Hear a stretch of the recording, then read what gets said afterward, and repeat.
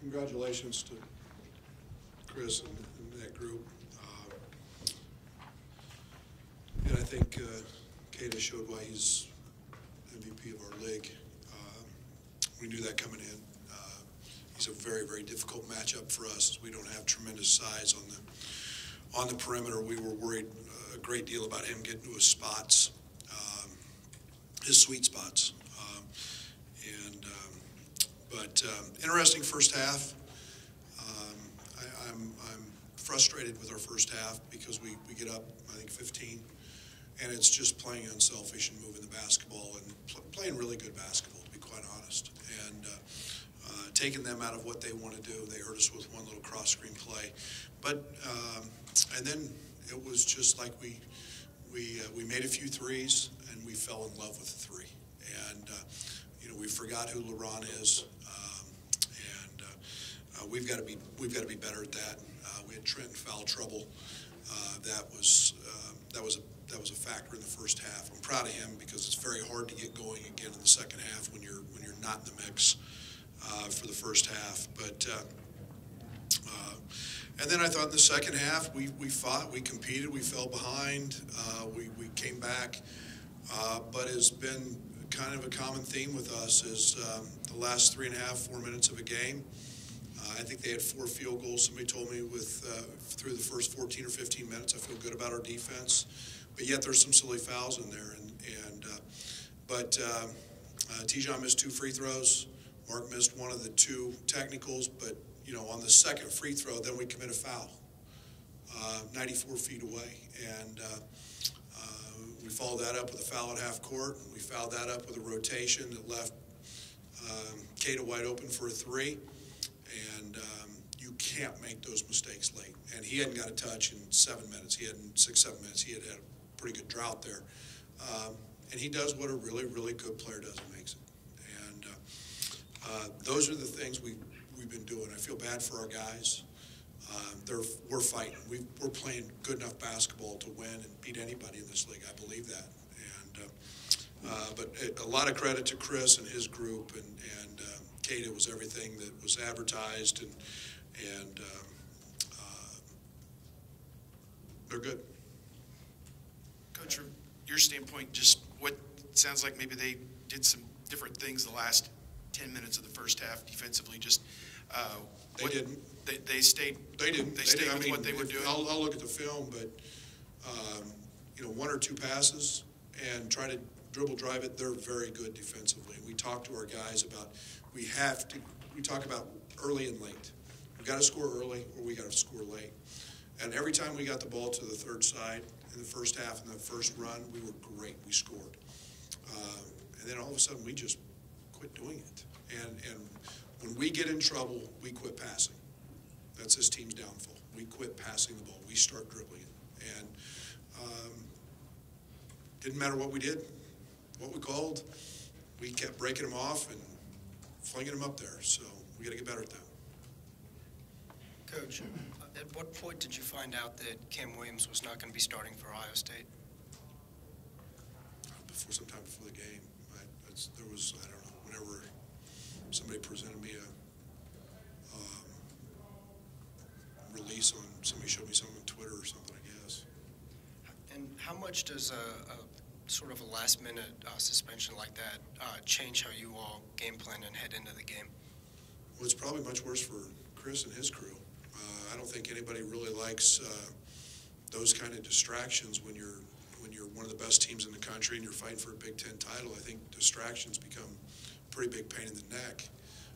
For us, it was curious. We were curious to see who they started. We felt like it would be either Dockich or Wesson, and so there's minor adjustments to be made there. But we substitute quite frequently, so we had multiple guys ready to guard different guys, and so at the end of the day, probably much bigger distraction for Chris and his crew to have to deal with a distraction like that.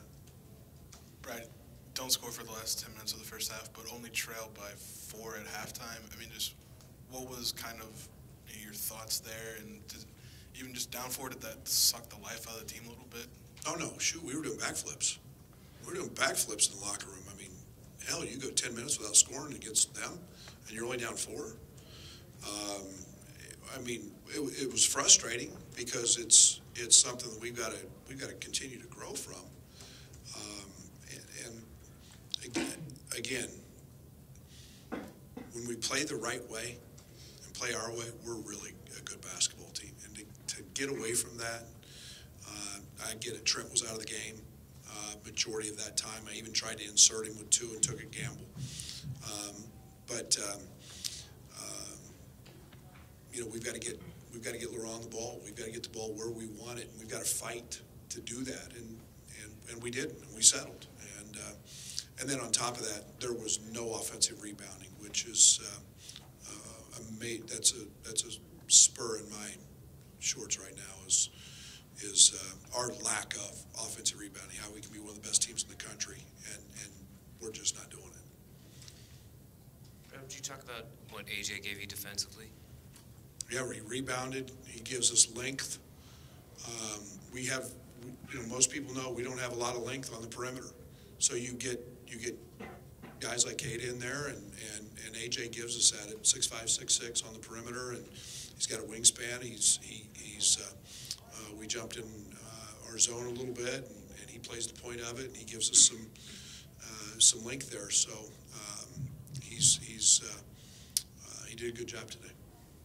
You mentioned yesterday Caleb Wesson was a guy that you're looking at as maybe being a challenge, and he's not the first maybe big that's had the size and physicality advantage. It won't be the last, but what does this team need to do to try and counter that a little better? I don't know. Grow, eat. I mean, drink more milk. I mean, geez, I don't know. You know, there's only so much you can do.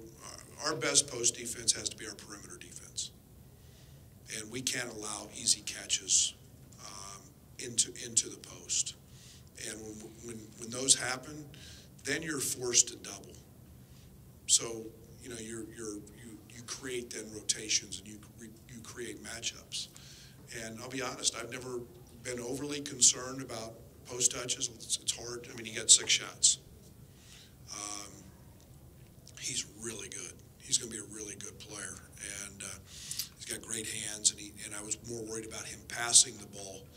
They scored 33 points a game in the paint. Okay, we scored 36. So it's not where they throw the ball in there and hurt you. It's the pass out that they hurt you, and they try to run offense through those guys. So we got to keep working at it. I mean, when we're denying and in people's, you know, and for Ohio State's benefit, they have 3 guys who can post, and Katie can post and Tate. So you know, they give us a little mismatch problem there. Mark Smith was a guy that Ohio State fans really wanted to see end up here, and I know it was a big sort of early. Glad they didn't get him. I assume, and I mean, all that was big for you early on in your tenure to get a recruit like that. I just wonder where you see him in his development and what he's given you so far this season. He's going to be a great player, and I think he goes through what maybe every freshman has gone through at some point, a little up and down, and he's practicing great. He got poked in the eye in the Rutgers game, which kind of sidelined him for a better part of a half, but he's a guy who can score. He can play multiple positions. He's one of our best shooters, and as he gets accustomed to the defensive part of it, and he is every single day, he's going to be a heck of a player. Brett, the late fouls by Laurent and Kipper kind of took them out of the game. They didn't, from my angle, look like they did take him out. Yeah, they was their 5th. Kipper. The thing that upset me with Kipper was we work every single day in practice. We call it the Mozgov drill. And it's just, they drive down the lane, just jump in the air. You have to jump when you're in the circle and put your hands straight up. And on the 5th one, he slaps. He commits one in the first half. They have the rebound, and he just reaches in and smacks them. Well, over the course of a game, those hinder you. Kipper's been as good a player as there's been in the Big Ten over his last 3 or 4 games. We need him on the court, and we can't have those senseless fouls, and that's something that's frustrating. You know, Laurent's battling guys much bigger. He gets one where he literally face guards Wesson and tries to keep him off. Looks like, you know, a guy that was an offensive lineman. But those fouls add up, and we need those guys on the court. Kipper plays 19 minutes tonight and has 9 points, and he's our best, truly our best rebounder. Those are the things that add up that become frustrating for me as a coach, and we've got to continue to work to get through. That all here for Coach. Thank you.